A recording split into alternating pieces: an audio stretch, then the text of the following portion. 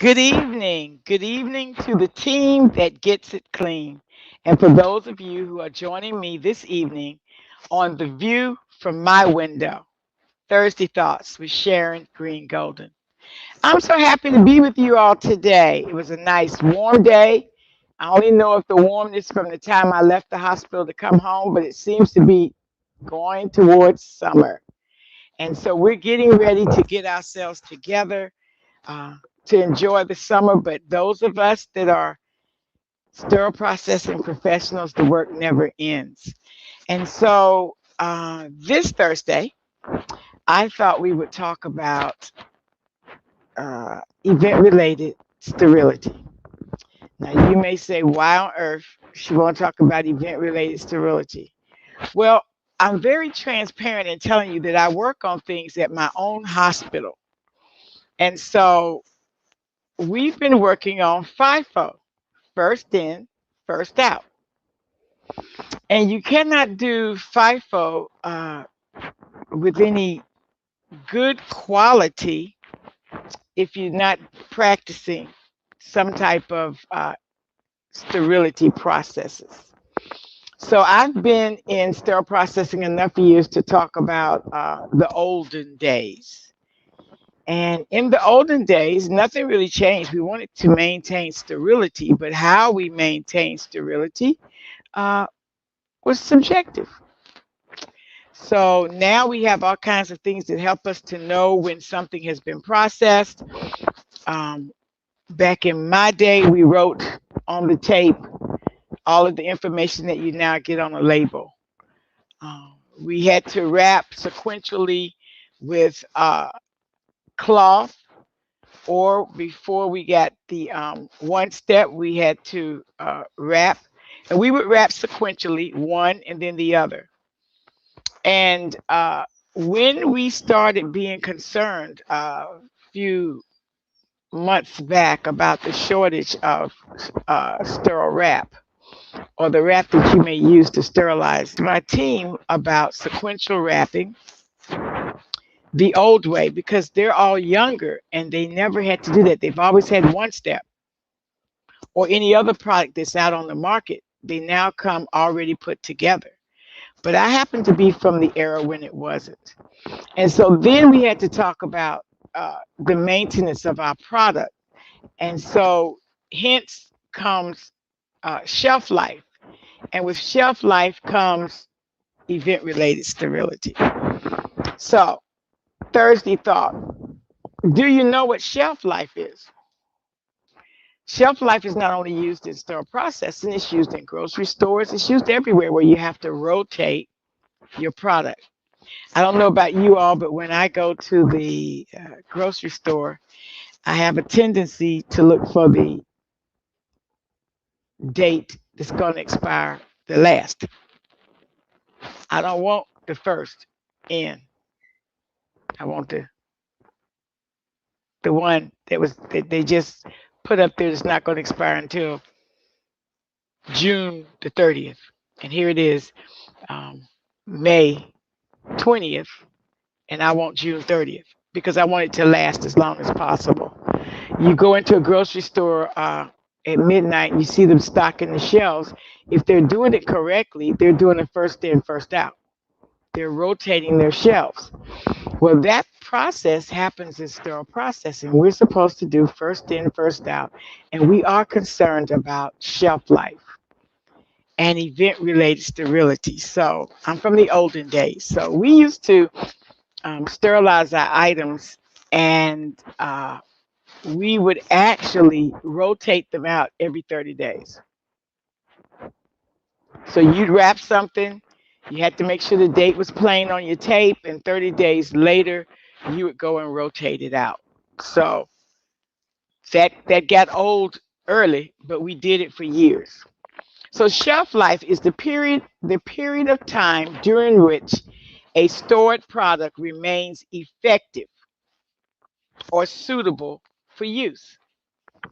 Shelf life, the period of time during which a stored product remains effective, useful, or suitable for use. So if we're putting things on our shelves, we're putting things on our shelves, hopefully for them to have a long shelf life until time to be used.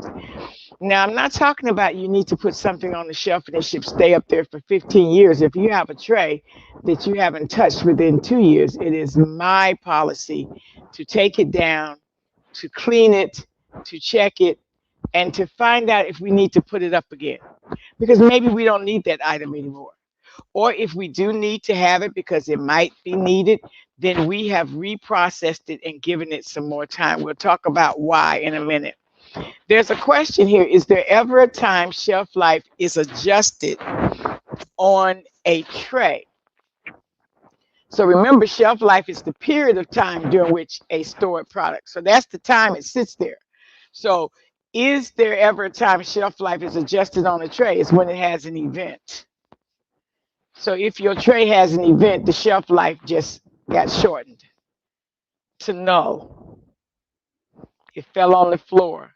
It had a hole in it. Somebody dragged it across the shelf. Shelf life just stopped. It no longer has shelf life because it's not effective. You're not going to take a product into a store, into a surgical suite that has had an event. Therefore, your shelf life stops when you have an event. So we went to what is called event related sterility. And this is something that is backed up by everybody.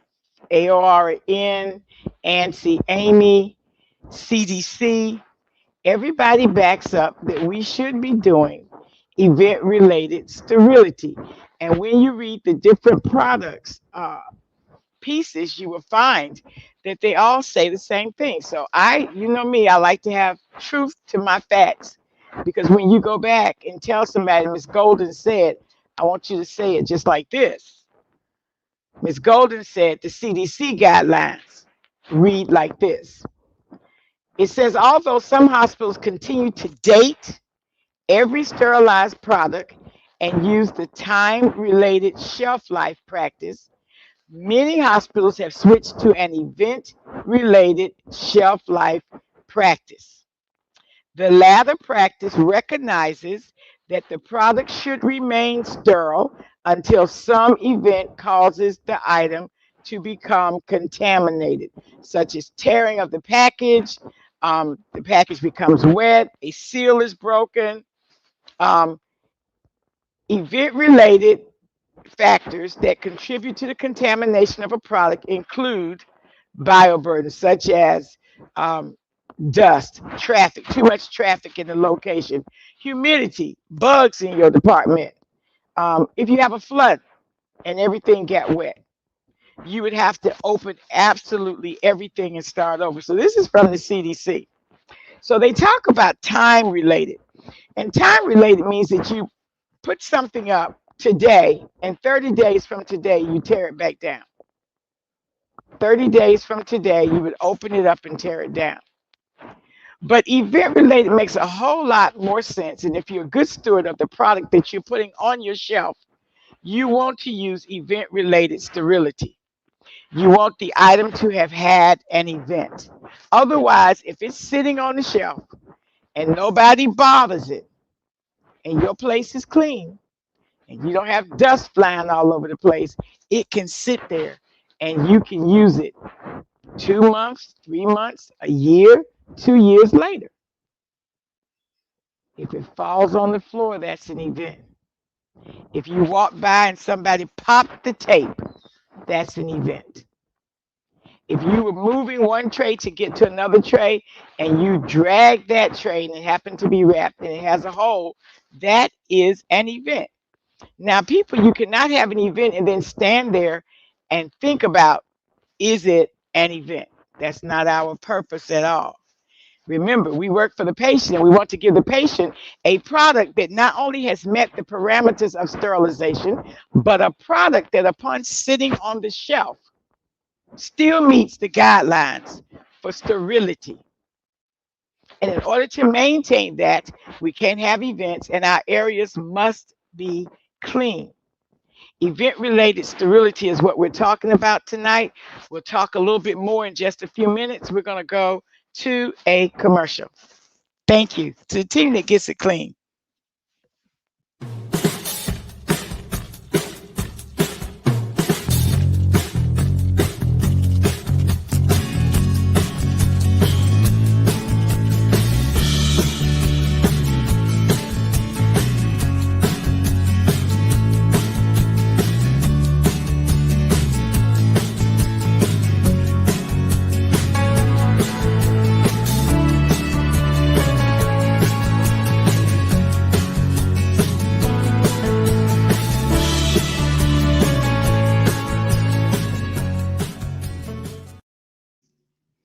Okay, that's a nice commercial. We out here looking for people who want to join the ranks of professionalism as a central sterile processing professional. Uh, you can be with ISHM is one certifying body, and then we have another certifying body, CBS PDT, I do believe. Now, I have a question that says, although event related, how often do you recommend low moving items are checked? I recommend that they're checked often. So it is part of my assignment. My team has to FIFO the shelves every week. We don't FIFO once a month or once every 2 months. We FIFO as we adjust the items going in. So it is my belief that if I'm putting trays on the shelf, whatever shelf I'm adding that tray or whatever shelf I'm adding the item to should be checked. Now, things that are wrapped and you have them in bins, because we have some bins. I think it's our Hagers and our Hanks. We have bins that we put these in. And I have to teach them that you have to take the bin down in FIFO, because what a human being will do is they just go to the shelf and just put it in. So you just process this on the 20th, and now the 20th is on top, and the first is on the bottom. So they physically have to take the bin down and rearrange and check the product. You want to check your bin for dust, because if you got a bin and it's full of dust, it's had an event. Hopefully you don't, because in my world, I would expect that you would tear everything down because you had a dusty bin. But if we're doing our job correctly and we're checking it like we try to on a weekly basis, we don't have dust and our items have been rotated. Have you ever experienced an uncommon event? So I don't know what uncommon is to you, but I have experienced an event where we came into the surgical suite and the facilities department had worked on the air conditioners and closed all the dampers, and the humidity had risen higher than the prescribed humidity level. The temperatures were out of whack and the walls were sweating. Now, people actually stood around and had a question. Do we have to reprocess the items? Now, usually when people ask a question like that, they already know the answer, but they're hoping against hope that you're going to say no. But of course, the answer is yes. The walls were sweating. So we could no longer sit there and try to determine how long do you think it's been 88 degrees? It didn't matter. The walls were sweating, therefore we felt that the items in that area had been compromised, thus contaminated, and we would not use them on anybody's case. Did they reprocess the sweaty wall items? Yes, we did. We reprocessed everything. We washed the walls down. Let's go back. The walls had to be washed down. That whole area had to be emptied out. It had to be dried. We had to wait for them to open the dampers to get the humidity and the temperature back together. But while that was being done over in the surgical suite, over in sterile processing, we were literally depressed and crying because we had to reprocess everything. Yes, Karen, you're absolutely right. When in doubt, throw it out. When in doubt. And it doesn't matter if the doubt turns out to be wrong. If they have a thought that the item has been compromised, we're supposed to redo it. Remember, we're here to do no harm. Do no harm. You don't know if bacteria got in that tray or not. I was in the department and a bug walked by that, of course, we killed, but then we were concerned. So as we had to call for them to send the exterminator, we had to check and move everything out.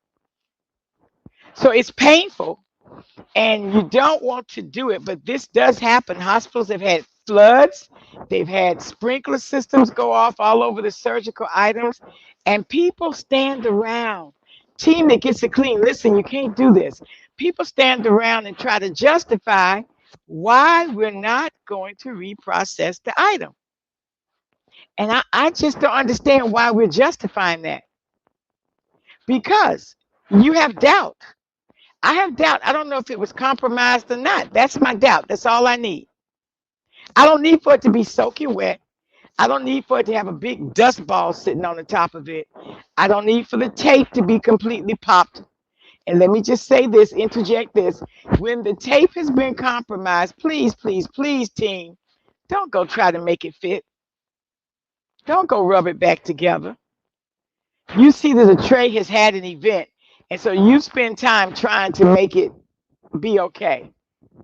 Don't do that. The other thing is, if the tape is pulled off of a wrapped item, if you pay close attention, you will see the fibers of the wrap on the tape, which means you've had a compromised tray and bacteria could enter. So since we're not able to detect bacteria because it's so small, we have to reprocess the item. It's had an event. You're on a shelf readjusting a shelf with seal peel and 3 scissors hit the floor. It's not for you to pick them up and check the peel pouch and see if it's okay. That's automatic, has to be reprocessed. So if we have integrity, that's what we will do. We will reprocess it. But let me be real and transparent. We know that some of us look around to see if anybody's out there, is anybody looking, and you put it back on the shelf. And what you have now done is you have compromised the whole bin, because what fell on the floor was contaminated. You took the contaminated items and put them in the bin with the items that were not contaminated, which now makes the whole bin contaminated. And if I happen to walk up on you, you're going to reprocess everything in that bin. But even without me walking up on you, your integrity should tell you not to do it, number one. If you push your integrity aside and decide to do it anyway, number two, then somewhere along the line, your professionalism and your understanding of the process and the fact that you have event-related sterility should make you take those items and reprocess them. And I'm concerned, that's why I had this as a Thursday thought, that we don't do that. Not everybody. Now, I have a saying that a hit dog will holler. So if what I'm saying makes you uncomfortable, don't say nothing. Just take it in, read the information I give you, and do better. So I gave you the CDC. ANSI Amy, ST79, 2017, 11.1.3, which is on page 66. Because this is the recommended practice you're supposed to be following. It actually states the healthcare facility should establish policies and procedures for determining shelf life. So you determine shelf life, or shelf life is determined at your hospital by your management. The next line says the shelf life of facility sterilized items, that's the items that we process every day, is event related and should be based on the quality of the packaging material, the storage conditions, the methods and conditions of transport, and the amounts and conditions of handling. So if you have something that is being handled all the time, you might want to check that out more often. Because if you handle something a lot, it has a tendency to become compromised. And so that's not what you really, really want to do. So this is what Auntie Amy says. It's the packaging. So I want to talk about with event-related sterility that with the packaging now, you have packaging that comes with a expiration date. Some of the seal peel, some of the labels, um, some of the products we use to package our trays, they actually have their own expiration date. So the question is, if you process something today, May the 20th, and it has the product that you're using, we'll say seal peel, has an expiration date of May 20th, 2022, and you process that and it's on your shelf on May the 20th, 2022, is that item unsterile? Because it has an expiration date. Well, remember, we are in charge of the policies and the procedures that we write for our facilities. But hopefully we're writing those policies and procedures in accordance with the IFU from the manufacturer, the IFUs for the actual item that you're doing, so that you know how to process it. So if an item, my policy, this is my policy. Remember it said we should establish policy. So when I established a policy, for these items, I established a policy to say items that are sterilized in a package before the expiration date of the packaging is still considered sterile unless it has an event. Now that's important because a few years back we were talking about the blue wrap, especially from Halliot, and they came up with a 2-year date of saying that the wrap expires in 2 years. The wrap does not expire in 2 years. If you read the Halliot letter and the information from the FDA, the wrap does not expire in 2 years. So I went and got some paperwork from that. So we've got a few more minutes. We'll go to another commercial and then I'm going to come back and talk about Halliot and its wrap expiration date. To the team that gets it clean, we're learning something. Thank you.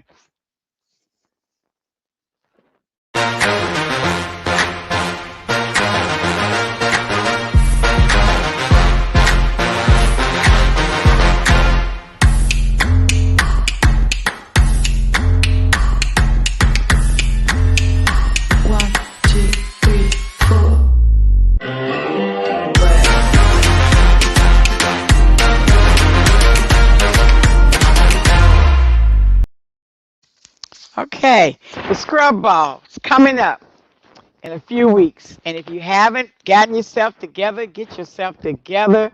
If you wear scrubs, we want to see you. And especially if you're in surgical services, nurses, everybody, please come on to Dallas. We're meeting. We're going to have some education. We're going to learn some things. We're going to see some things. And we're going to get our mindset back to how important the job we do every day is to our patients, the scrub ball. So please check that out. So in 2017, we had the firestorm, I do believe. It started a little bit earlier, about the Halliot wrap. And everybody was all of a sudden, we were all excited because somebody heard that the Halliot wrap expired in 2 years. And so rather than get the true facts and not deal with fake news, people just started unwrapping their stuff. Oh Lord, I got to unwrap it. I got to take it down. The surveyors come and see this wrap. They're going to know, and we're going to be in trouble. But I say that this particular show is part of knowledge and nonsense. And I say that you should always work towards knowledge. Get an understanding before you start doing things. Because people undid stuff that didn't need to be undone. They gave themselves more work. They worked harder and not smarter because they just didn't get some information. Always work on getting some information. So you may not have the answer, but get the answer from somebody. Just go. Hi, Mark. Hi, Tyrone. Get the answer from somebody. Don't just stand on your own understanding when you don't understand nothing. So they didn't understand nothing, and off we ran. So Halliard had to put out a letter. And when they put out the letter, the beginning of the letter says the purpose of this communication is to provide additional information regarding the ability of Halliard Health Sterilization Wrap to maintain sterility of items. Now we were running and taking down stuff, and we wear a lot of hospitals use a lot of things from Halliard. Your packs are from Halliard, your drape is from Halliard, your gown the doctor's wearing from Halliard that has been sterilized in a process usually um, uh, uh, radiation or ethylene oxide. You're wearing that, so we needed to get some understanding. And they said, please always use the Halliard sterilization wrap in accordance with the instructions for use, IFU, which is provided in a Halliard Health sterilization wrap packaging. Now, I'm going to tell you that for a long time, nobody knew where that was because when you open a box of Halliard wrap and you take the wrap out, that usually falls on the floor, and we pick that up and throw that in the trash, and we don't read it.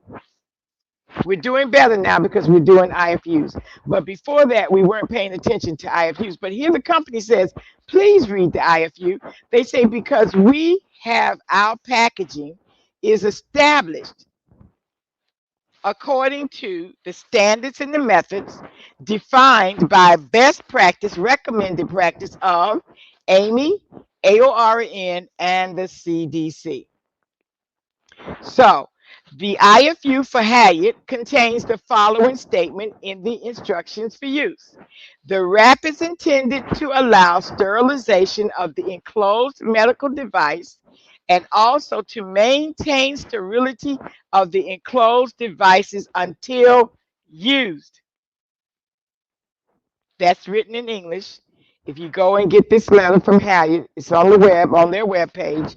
You can pull it, or you can call your Halliard rep if that Halliard rep if that's what you're using, and they can send you a copy. So in that statement, nowhere did it say in 2 years take and tear everything down and do it all over again. It says until used. So they've already made their product to be able to be used until it has an event. That's what they said. They also say further down, I'm just going on down, it says healthcare facility practices are generally established using recommendations, AORN, AMI, CDC, and guidelines developed by professional organizations. Each of these organizations support several policies, including the event-related sterility maintenance policy. So there it is. There it is. You heard it from me, and you can go read it for yourself. So my policy is, because remember I told you earlier, policies are established by your management. And what you have to know for any surveyor coming in is that they want to know, do you have a policy and are you following the policy? There's a question that says, why do some departments reprocess when there is no event or expiration? I would think that they reprocess. I don't know because I don't do it, but just assuming, that gets us in trouble, is that maybe they need some job security, so they need to be busy. So you start just tearing stuff down and redoing it, so you look busy and you show that you're processing something, or they do not have the understanding of what event-related sterility is, or they are doing time related. So if they're doing time related, then they have an expiration date that they're dealing with. That's just what I'm thinking. But what I do believe is I believe that we have too many things on our shelves in our sterile processing departments. We have too many items. We have items on the shelf from Dr. Boo Boo. He don't even work there no more. We have items on the shelf that we bought for Dr. Jimmy Joe, and he doesn't work there no more. And none of the doctors that are there want to use that item. So the question comes, why do you have that item on the shelf sterile? So yes, I would take it down. Now for me, because we are doing FIFO, first in, first out, and we're checking our shelves as often as possible, preferably every week, We do not have anything on the shelf that has been wrapped, that was processed before 2020. Because, during the pandemic, we took that opportunity to take trays down, to check them. We took them down. We checked them for workability. We had the OR come over and say, do you really need 99 instruments? Can we thin this tray out? We did all of that. And then those that were wrapped, we rewrapped them. So they're on the shelf. And we try to rotate them off as much as possible after 2 years. And something that has sat on the shelf after 2 years, maybe you don't need it if they haven't touched it. Maybe you need to talk to that coordinator and say, we got Joe's hoe that's been sitting on the shelf for 2 years. It has never been touched. Do we really need to have it up there? See, people don't like change, and we're scared to let things go because we might need it. We needed it back in 2002. Well, here it is, 2021. Do we really need it? Mark Duro wrote, I'm thinking poor translation of instructions for use. And I do agree with you, Mark. That's a good thought. Maybe they don't understand instructions for use. That's why you don't lean to your own understanding. We have so many experts, and we have, you can always go to Isham and ask a question, and they will do some research and give you an answer if you think that your answer isn't working. I had the opportunity to go to several times to China. And while I was in China, I was checking one of their storage areas, and they actually made wrap this big, and they were wrapping one little cotton ball or something. And every 30 days, they opened up that bin of about 200 little packages and started over. And I was like, really? Me? I was like, really? You all? And they were like, yes, every 30 days. So you're on time related. They were like, yes. And I said, well, we do event related. And we talked about event related and how event related would save them time and money and energy, because then they could go through things that were more important than tearing down 200-300 cotton balls and putting them back up. And then I also suggested maybe you don't need 200 cotton balls. Maybe you all can get away with 50, because as a parent, you're not using them. You put them up 30 days ago, they're all still here. So we had some dialoguing and some talking, and I talked with management, and we talked about how this was kind of redundant, and maybe they were not using their resources well. And so that hospital eventually, of course, that after talking, they changed, and they are now an event-related sterility hospital. They FIFO, and if they don't have events, they're not worried about it. They move on. So event-related sterility, if you all have questions about this and you would like to get some more answers later or next week, you can send the questions in, and we will put them on the program and talk about it and give you the answers. Thank you for joining me tonight on The View from My Window, Thursday Thoughts with Sharon Greene Golden. I'm leaving on a commercial, but listen to the team that gets it clean. What you do matters, and knowledge is power. Thank you. Have a great night.